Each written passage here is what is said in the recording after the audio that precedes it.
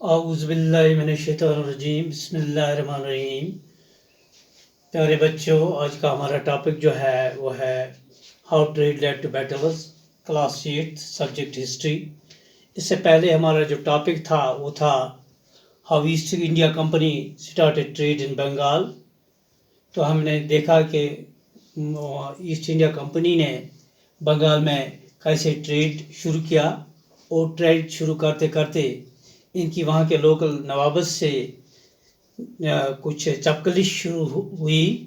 آئیے دیکھتے ہیں جو چپکلش ان کے ساتھ شروع ہوئی، کیونکہ ایسٹ انڈیا کمپنی جو کے آفیشل جو تھے وہ فرمان کا مس یوز کرتے تھے. جو اورنگزیب نے کمپنی کے لیے فرمان جاری کیا تھا، اس فرمان کی وساطت سے کھاری کمپنی کو ہی چھوٹ دی گئی تھی، لیکن اس کے آفیشل جب بازار میں کوئی چیز لینے کے لیے جاتے تھے وہاں بھی فرمان دکھاتے تھے.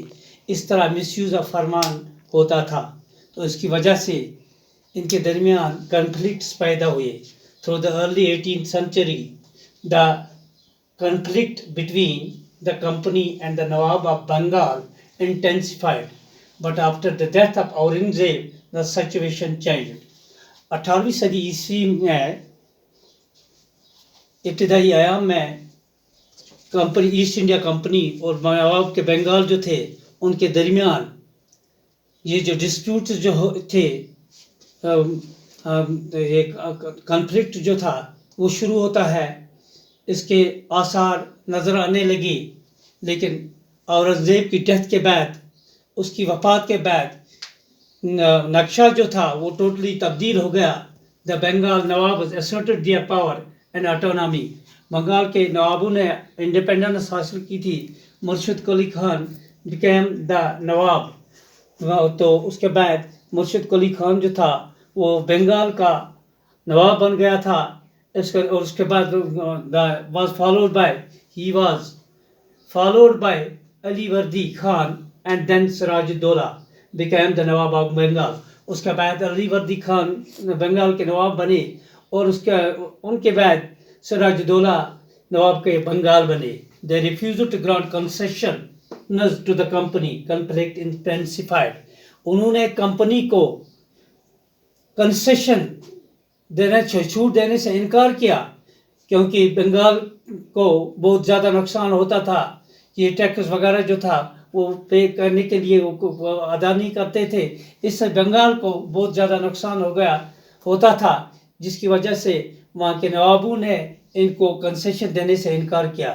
تو کنفلکٹ انٹینسیفائڈ. اب شروعات اس جھگڑے کی شروعات ہو گئی. The company refused to pay taxes, writing disrespectful letters and trying to humiliate the Nawab and his officials. The company, asset India company جو تھی، اس نے انکار کیا کہ ہم ٹیکس نہیں دیتے. وہ ہتک آمیز چٹھیاں نوابس کو لکھتے تھے اور ان کو ذلیل کرنا چاہتے تھے.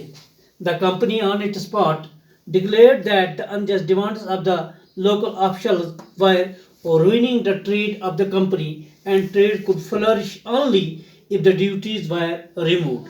The company on its part declared. اس کے بدلے کمپنی نے کیا سوچا کہ انجسٹ ڈیمانڈس، وہ یہ کہتے تھے کہ نواب کے یہ بنگال کے نواب جو ہمیں ٹیکس وغیرہ بھرنے کے لیے کہتے ہیں، یہ ہمارے لیے انجسٹ ہے، یہ جسٹیفائڈ نہیں ہے، یہ حق بجانب نہیں ہے. اس سے ہمارا ٹریڈ جو ہے اس پہ بہت برا اثر پڑے گا. تو انہوں نے یہ دینے سے انکار کیا. تو انہوں نے اس کا سوچا کہ انہوں نے یہ کہا کہ اس سے کیا ہوگا، اس سے ہمارا ٹریڈ جو ہے اس کو نقصان پہنچ سکتا ہے، اس لیے ہم یہ ٹیکس نہیں دے سکتے ہیں. اینڈ ٹریڈ کو flourish only if the duties were removed. اور ہمارا ٹریڈ جو ہے، ہمارا کاروبار جو ہے وہ تبھی پھلے گا اور پھولے گا، تبھی ہمارا ٹریڈ بڑھ جائے گا اگر وہ ڈیوٹیز جو ہے، جو وہ ٹیکس ہم پہ عائد کرتے ہیں، وہ ٹیکس ختم کر دیں گے، ہمیں اس ٹیکس سے مستثنیٰ کرتے ہیں، تب ہمارا ٹریڈ جو ہے وہ فلورش ہو سکتا ہے، وہ بڑھ سکتا ہے، وہ پھل اور پھول سکتا ہے. It was also convinced that to expand trade, it had to enlarge its settlements by villages and rebuild its forts. اور انہوں نے اس بات کا بھی فیصلہ کیا اگر ہم ٹریڈ کو ایکسپینڈ کرنا چاہتے ہیں، ہم ٹریڈ کو بڑھاوا دینا چاہتے ہیں، ہمیں کیا کرنا ہے، ہمیں اپنے سیٹلمنٹ سے ہم بنانے ہیں، ہمیں فورٹیفکیشن کرنی ہے، ہمیں کچھ گاؤں کو خریدنا ہے اینڈ ریبلڈ اسپورٹس، اور وہاں اپنے قلعے وغیرہ بنانے ہیں تاکہ ہمارا ٹریڈ آسانی کے ساتھ ہو سکے، ہمارے ٹریڈ کو کوئی غضن نہ پہنچے. تو اس طرح سے ہمارا ٹریڈ زیادہ سے زیادہ فلورش ہو سکتا ہے. The conflict lead to disputes DISPUTES